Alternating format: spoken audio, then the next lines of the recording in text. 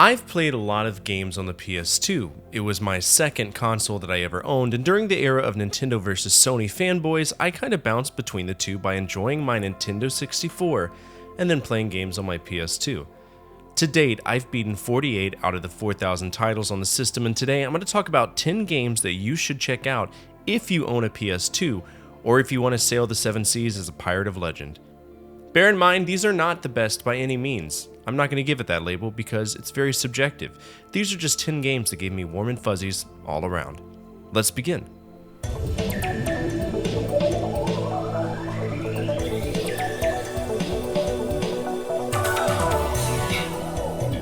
Ace Combat 4 was a refreshing update since the bullshit that Ace Combat 3 pulled. For anyone who doesn't know, Ace Combat 3 Electrosphere was a labor of love because in the American version, they yanked all of the anime cutscenes and instead opted for a non-stop mission briefing overload. That's what turned me off from it. When I started 4, I hoped that all of that nonsense went to the wayside and Namco had changed their mind in how they told their story. To my surprise, they did. They hit the nail on the head. As with most Ace Combat games, the setting of the game takes place in Strange Real, a different perspective on Earth where everything is different. We play as Mobius 1, a silent protagonist that participates in missions at the behest of the Independent State Allied Forces, ISAF, fighting against the Federal Republic of Eurasia. As with most Ace Combat games, there are accurate airplanes that do represent the flight capabilities of modern aircraft, with only a few being literary licenses for plot. The cutscenes tell a wonderful story, and the game itself is magnificent. This is easily one of my favorite games on the system. The most recent game in the franchise, as I mentioned before, is Ace Combat 7, and I'm hoping that Ace Combat 8 will be announced at some point because this game series is awesome.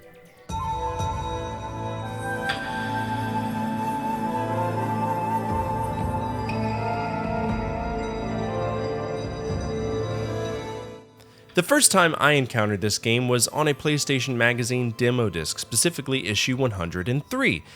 It was one of the 2 issues that I owned.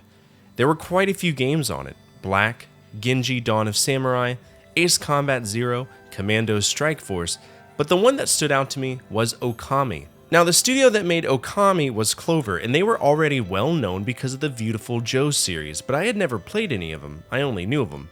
Okami itself is an action-adventure game where we play as Amaterasu, a white wolf who manifests in a Japanese setting with a comedic relief partner Isun with the intention of destroying Orochi, the 8-headed demon who placed a curse on the land. I know it's very generic, but it works. The whole principle is that Amaterasu is the supposed reincarnation of Shiranui, a white wolf that did the same thing many years ago. The game is beautiful and it has this specific art style that's almost cel-shaded that reminds me of watercolors and wood printing. It also has a rather unique mechanic where we use this celestial brush to interact with our environment. As much as I like this game, it did overstay its welcome, so just be prepared to spend a significant amount of time playing this. When you think it's over, it just keeps going on. While there wasn't a sequel, there was a spiritual successor in Okamiden on the Nintendo DS. I haven't played it, but I plan to in the future.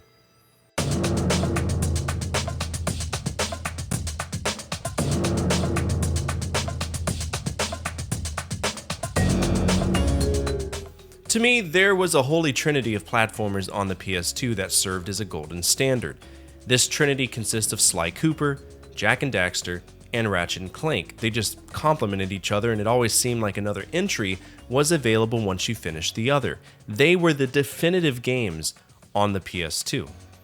Sly Cooper in particular was one of my favorites because it was clever, well-written, challenging, and while it had the options to engage in a collectathon, you didn't have to participate in it.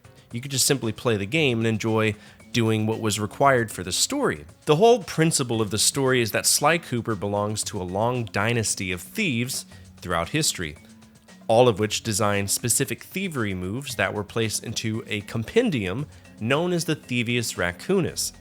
Now, the problem is Sly was supposed to inherit the Thievius Raccoonus on his 8th birthday, but the Fiendish Five broke into his house and killed his parents, leading to Sly being placed in an orphanage among other supporting characters Bentley and Murray. One by one, we take on members of the Fiendish Five and recover pages of the Thievius Raccoonus along the way. I absolutely adore this game, and if you get a chance, I suggest buying the Sly Cooper collection on the PS3 because it is a wonderful collection. The most recent game was a shocking update in 2013 with Sly Cooper Thieves in Time. I don't know if anyone expected it. I know I didn't.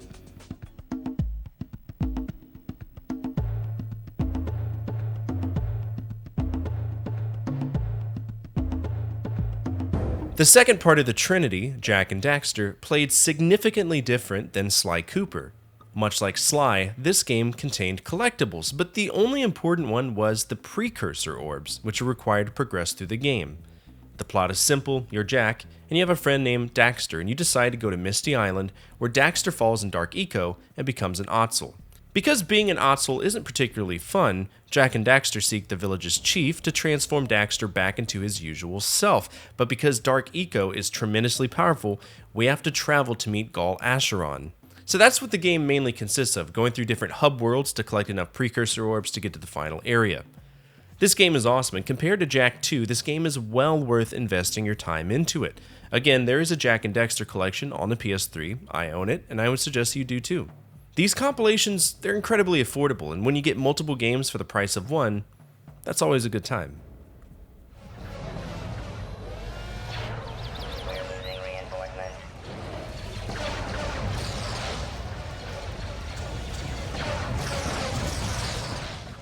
Growing up, I couldn't play a game that was rated T for teen unless it was Star Wars.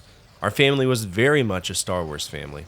That being said, I don't think my pops realized how violent Star Wars Bounty Hunter and Star Wars Demolition were, because those two games alone exposed me to violence far more than most games that were rated M did.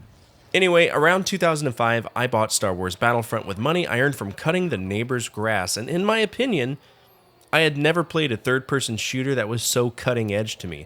To be able to participate in key battles throughout the franchise from both perspectives of the galactic struggle was incredibly fun. Me and my sister used to duke it out all the time. It's funny too.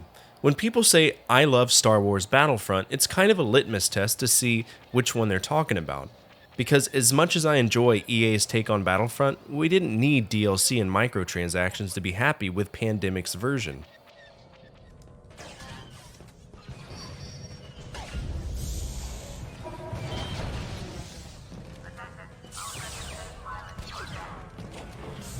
Then the sequel came out, and it was fucking awesome.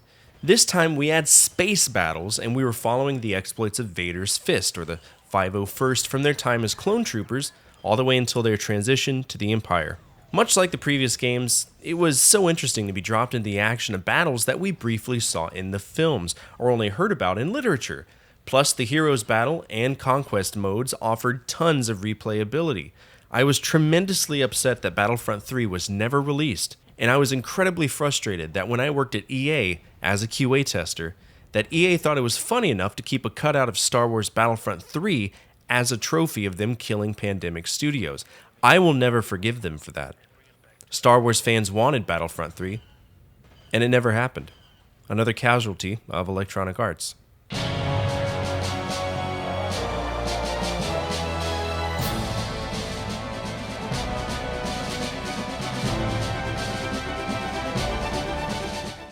Soulcalibur II.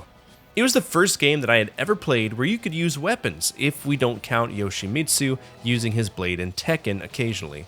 I fell in love with it. The ability to customize your characters to have specific blades, of which you earn in story mode, and the inclusion of both Yoshimitsu and Heihachi really caught my eye. I didn't own a GameCube, so I was kind of envious that the GameCube folks had Link in their game. Pissed me off. With a wide selection of characters with significantly different weapons and fighting styles, Soulcalibur II, or really any entry in the Soulcalibur series that I've encountered, have been tremendously fun games.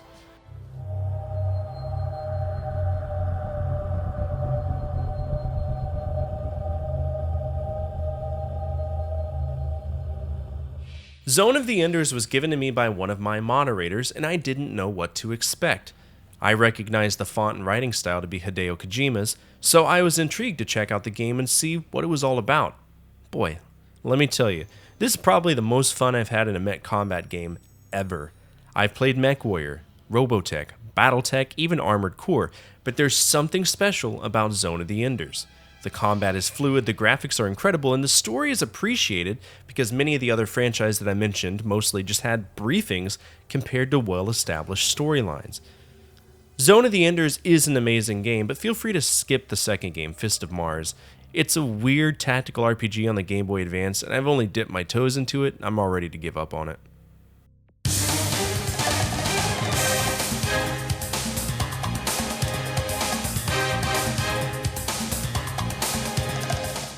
.007 games in general have always been fun to me, and most of the time for the battle modes like .007 GoldenEye for the Nintendo 64. But .007 Nightfire for me was the perfect James Bond game on the PS2. It was much better than Agent Under Fire or GoldenEye Rogue Agent. But to be fair, I haven't played the other two, Everything or Nothing and From Russia with Love, so can't really vouch for it. The premise of Nightfire is that we play as James Bond, who is working with Dominique Paradis to prevent and ultimately recover a nuclear weapon from being used.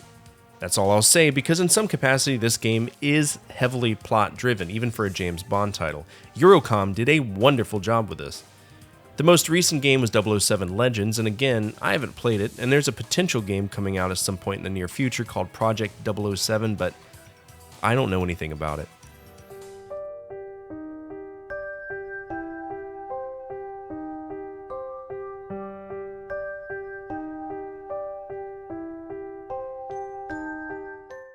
In Silent Hill 1, we played as Father of the Year Harry Mason. This time we're playing as Husband of the Year James Sutherland, who pops into the city of Silent Hill because he got a letter from his dead wife. Comforting. If you've ever played Silent Hill on the PS1, then you know what you're getting into with Silent Hill 2, and everything that I loved in Silent Hill 1 was amplified 500% in Silent Hill 2. The ability to freely explore with the game telling you where to go and marking off areas that are inaccessible, well, once you find them, gives ways for players to simply envelop themselves in the atmosphere of Silent Hill in a horror experience that is both entertaining and unnerving. Seeing Pyramid Head for the first time definitely caught me off guard, and every time I heard his knife dragging, I felt an urgency to get the fuck out of there. This game can be expensive, so if you want a cheaper option, I suggest buying the Silent Hill HD Collection, which has both Silent Hill 2 and 3. Unfortunately, many of the games in the Silent Hill franchise are expensive, and that's not something that's going to change anytime soon. And that's enough out of me. What are some of your favorite PS2 games? Feel free to tell me down below. If you don't mind clicking that thumbs up button as well, it would really help with visibility. YouTube is absolutely horny for thumbs up. Really gets them going. Finally, it would be my honor to have you join me in my retro gaming journey by hitting that subscribe button. We are a welcoming community that simply loves everything gaming. As always, from my family to your family, good energy, good vibes, Fortifier out.